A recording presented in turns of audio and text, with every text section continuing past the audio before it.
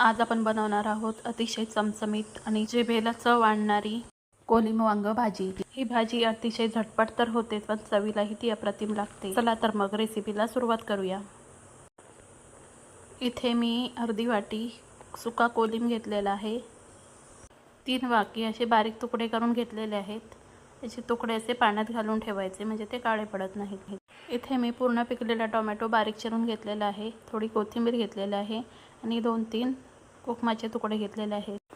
आता इथे मी गॅसवरती कढई ठेवलेली आहे। त्याच्यामध्ये आपल्याला तेल घालून घ्यायचं आहे। तेल चांगलं तापलं की याच्यामध्ये आपल्याला थोडीशी कोथिंबीर घालायची आहे आणि ती या तेलामध्ये आपल्याला परतून घ्यायची आहे। आता याच्यामध्ये आपल्याला बारीक चिरलेला टोमॅटो घालायचा आहे आणि तो सुद्धा या तेलामध्ये मऊ होईपर्यंत परतून घ्यायचा आहे। आता टोमॅटो व्यवस्थित मऊ झालेला आहे। आता याच्यामध्ये कांदा खोबऱ्याचं वाटण घालायचं आहे।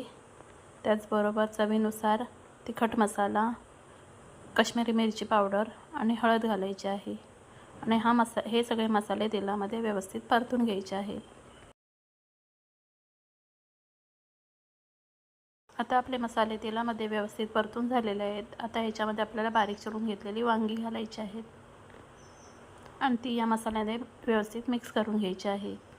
आता या भाजीमध्ये आपल्याला भाजी शिजण्यासाठी लागेल तेवढं पाणी घालायचं आहे आणि आता ही भाजी व्यवस्थित मिक्स करून घ्यायची आहे आणि आता ही भाजी आपल्याला व्यवस्थित शिजू द्यायची आहे।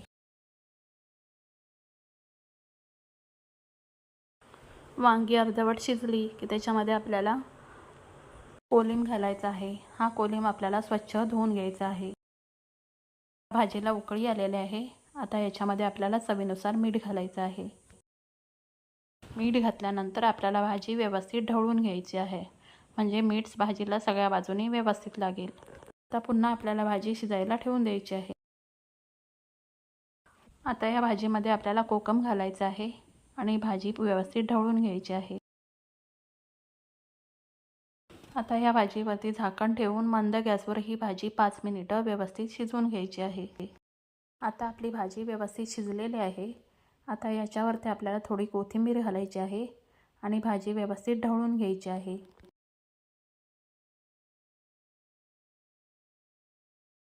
आणि आता याच्यावरती झाकण ठेवायचं आहे आणि मंद गॅसवर एक वाफ काढून घ्यायची आहे।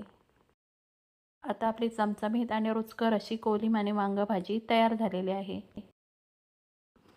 ही भाजी तुम्ही चपाती, भाकरी किंवा भातासोबतही खाऊ शकता। तांदळाच्या भाकरीसोबत ही भाजी अप्रतिम लागते। एकदा नक्की करून बघा।